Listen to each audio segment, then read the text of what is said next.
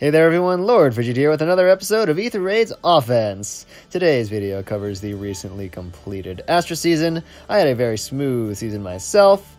I actually also revamped my defense map. I decided to go full-on cancer, and I'm using a legendary Sigurd 7 slot trap, so ha ha ha. Unfortunately, I don't have odd recovery, so that is a weakness that I'm hoping to patch once odd recovery comes back around. But I actually did end up with a perfect defense record this past week, so that was cool. Haven't had that in a while since I hadn't updated my map in about a year and a half. In any case, let's go ahead and just get into today's offense matches. The first map is a 7th slot trap / rally trap setup. The idea is that if you don't have any units in the enemy's range at the beginning of the first enemy phase, then the Dancing Sigurd is going to jump out in front of Claude, refresh him. Legendary Sigurd is going to jump out to rally the Dancer one if there is an attacking unit in his range after he moves. After that, because Mirabilis has Odd Tempest, she's going to be able to move 3 spaces, refresh Legendary Sigurd, and then if there's anybody in his range, he's going to be able to go and attack. If he gets an attack off, he's going to activate his special, which is going to extend the threat range of Seiros, Claude, Selena, and Veronica, so they will possibly be able to pick off units as well. So that is the big threat. I see 2 very significant weaknesses for this map. The first is that it has neither a far save armor nor traps placed in melee range, 1 space away from the defending units. The reason this is significant is because this map is now susceptible to both forms of turn 1 initiation, Duo Lin, and regular old Gale Force. It might be a little difficult to get into Wings of Mercy range for a Wings of Mercy chain, but I suppose that if you can get maybe a null follow-up user to attack Seiros, or just something to hit Sigurd and have his special activate on you without dying a horrible, painful death, that would allow you to get going with that sort of approach.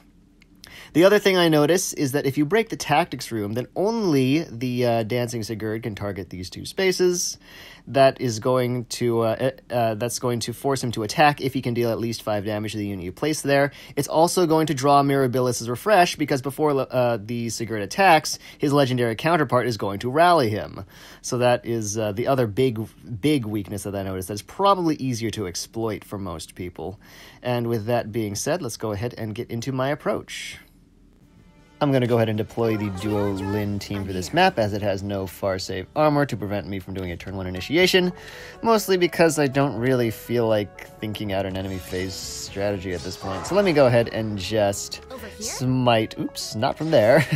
That would have been real bad. Let's take out the Selena first. That leaves Lin in range of my own refreshing Sigurd. So then he will be able to refresh her, which is nice because he doesn't carry Wings of Mercy, because generally he doesn't need it. He's usually the first refresher in strategies that involve this team. So now I will be able to take out the enemy's Duo Sigurd, disabling the Duo's hindrance structure, enabling me to activate my Duo skill. Now I'm going to take a bit of an interesting route here, taking full advantage of the fact that I have a Harmonic Tiki. I'm going to start by taking out Claude. That's going to put Lin in Wings of Mercy range, and my Peony will be able to warp to her, provide a refresh, and then Lin can attack Seiros. Now, the good part about Peony being placed there is that I can have my Tiki attack the enemy's legendary Sigurd, and then activate Peony's Duo skill to grant Tiki another action with which she will take out Mirabilis, leaving Veronica trapped, and that allows me to grab the Aether structures with complete safety. So let me just go ahead and execute that real quick.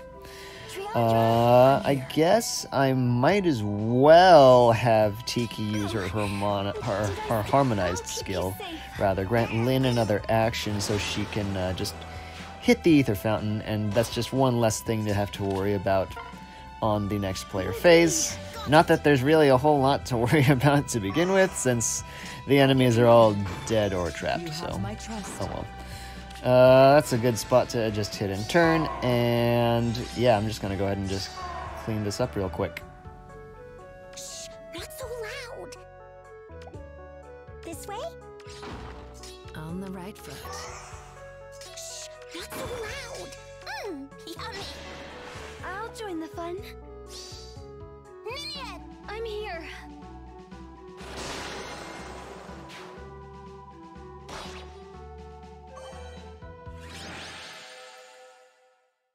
The second map is a fairly straightforward restore trap. The idea being that Veronica will be able to jump out in front of Henriette or Selena, get refreshed, and then hopefully go off and attack something, and making the AI aggressive.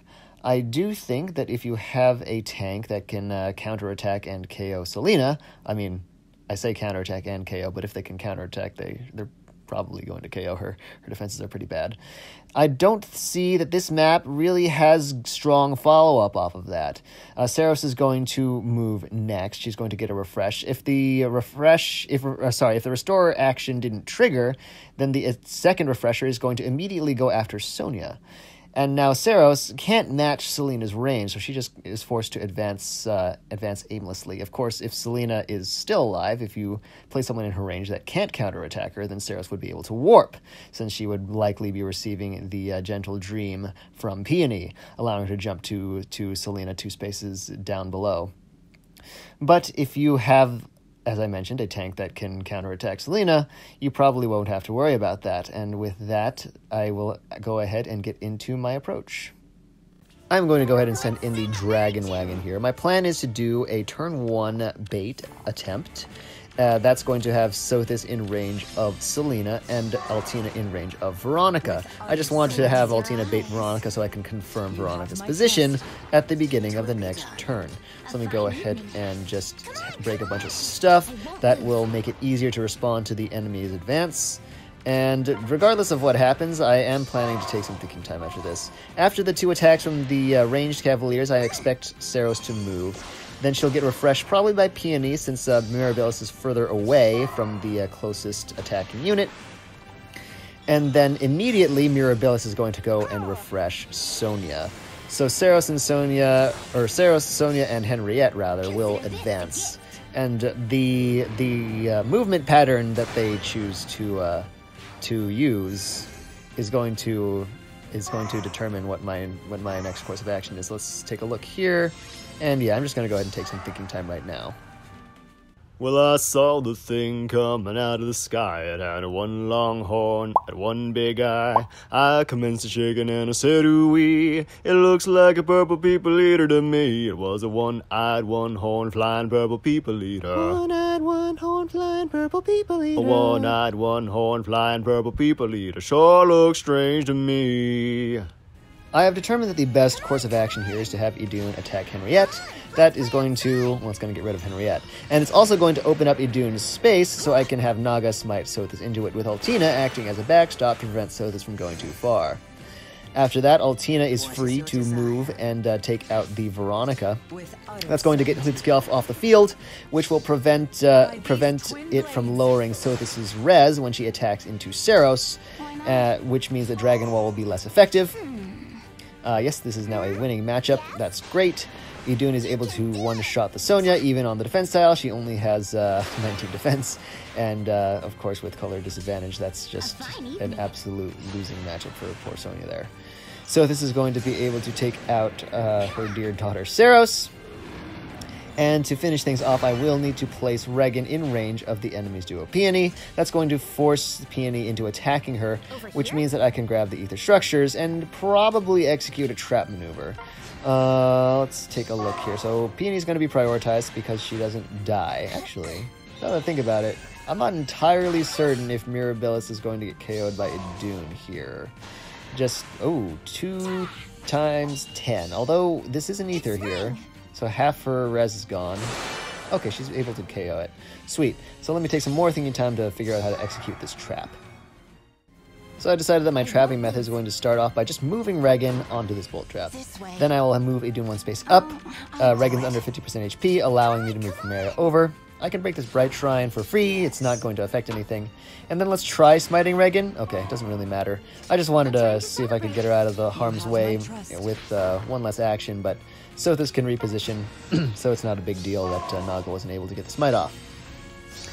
I believe it is still below turn 4, so I can take out the Aether Fountain, move down with the Kanto, and then have Regan take out the Duo's Hindrance structure. Then I'll hit end turn. Wait, I could have just ended that. Naga Wings of Mercy into a Dune attack. Peony. Oh well, doesn't really matter. Doesn't really matter.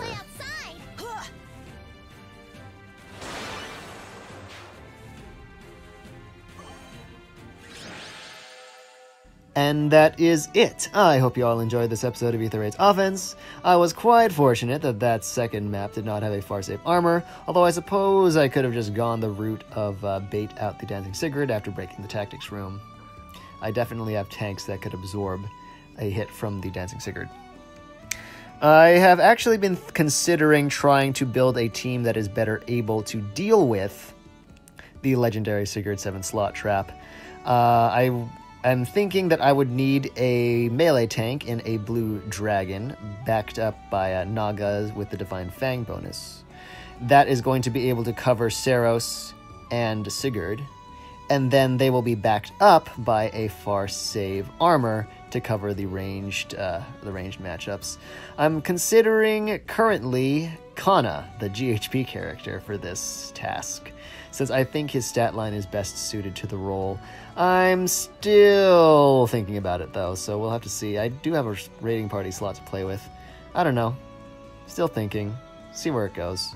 Anyway, we are now in light season, so I hope to have another Aether Raids Offense video next week covering that experience. So, as always, until then, thank you so much for watching, and I will catch you next time.